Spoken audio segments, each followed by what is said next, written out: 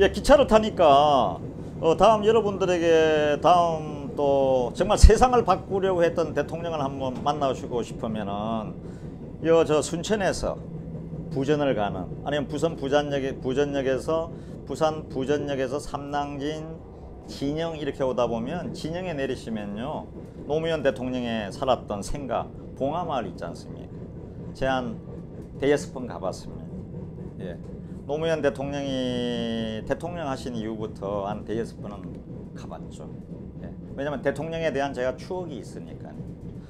노무현 대통령은 제가 처음 만난 것은 1989년 정도였던 것 같습니다. 제가 이제 그 민주당을 출입하는 MBC 기자였는데 부산 동구에서 출마해서 국회의원이 돼 가지고 김영삼 총재가 공천을 줬던 것 같습니다. 예, 김영삼 총재가요.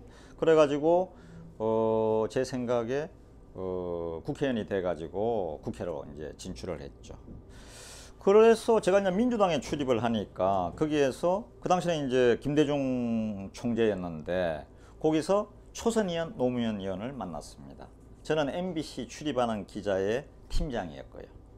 예, 우리 카메라들 뭐 해가지고 한 7, 8명 출입하는데 제가 이제 거기에 이제 팀장이었습니다. 그래서 노무현 의원을 만나게 됐죠.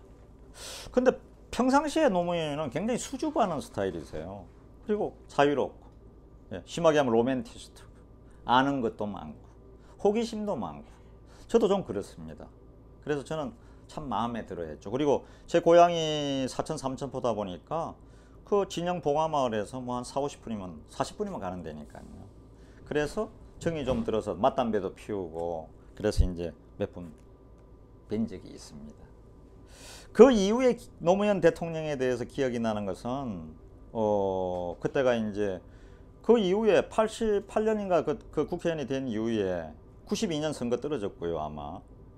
그 다음에 국회의원이 된 게 종로에 아마 보궐선거가 제 기억으로 있었습니다. 왜냐하면 이명박 당시 국회의원이 한 2년 하다가 그때 뭐 문제가 생겨서 그 중간에 그만두고 그럼 보궐선거 하지 않습니까? 거기에서 노무현 의원이 두 번째 재선언으로 당선이 됐죠. 그 다음에 기억이 나는 것은 그 노무현 의원이 그러니까 그 다음 선거, 근데 기억나는 것은 그 부산에는 당시에 적지죠. 왜냐면 종로에서 있으면 그냥 당선인데 부산을 노무현 의원이 이게 김대중 총재가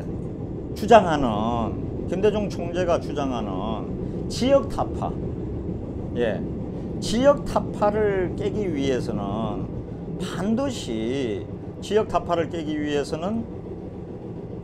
자네 같은 노무현 의원 같은 분이 부산에 가서 우리 민주당의 간판을 달고 당선이 되면은 이거 지역을 호남과 영남을 아우르는데 굉장히 도움이 될 것이다.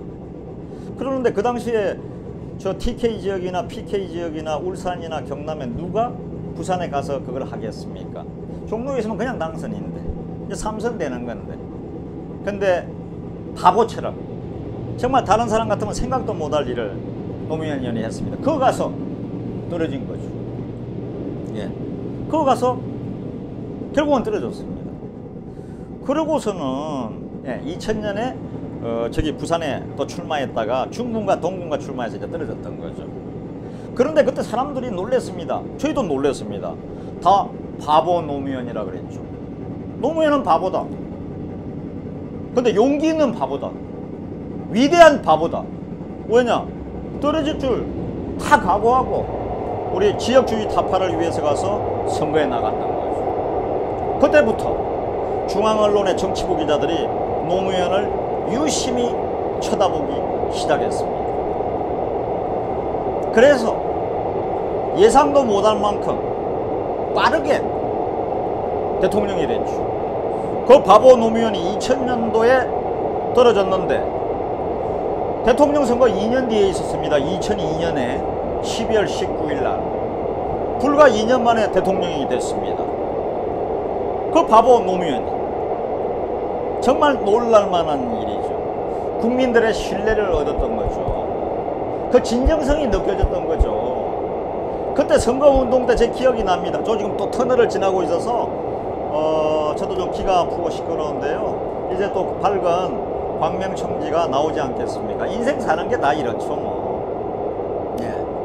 그래서 그 노무현 대통령이 2002년에 이제 선거를 하는데 인천에서 이런 얘기를 했습니다.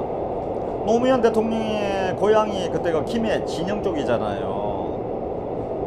해방전에 그 장인이 그러니까 언론에서 집요하게 공격을 했습니다. 노무현은 우리가 민주당의 대통령 후보가 될 수 없다. 왜 못 되냐? 장인이 좌익이었다.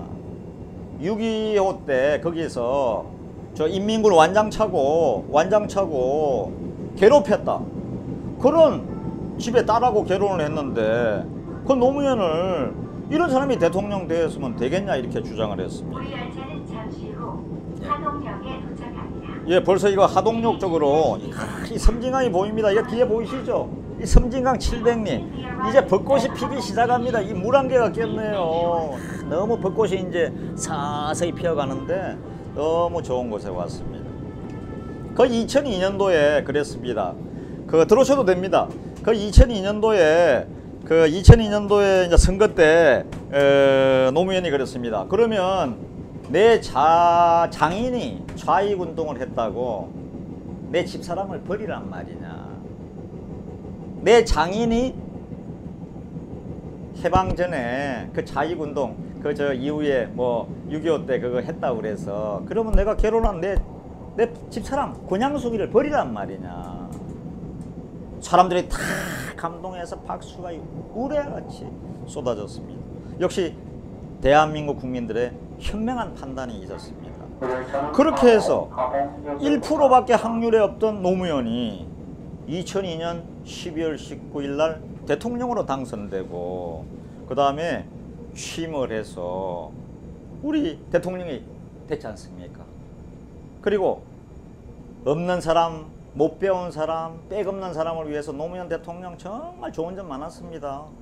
그런데 그 가족들이 노무현의 그 위대함을 지켜주지 못하고 결국은 그분들이 나중에 여러 가지 문제를 일으켜서 결국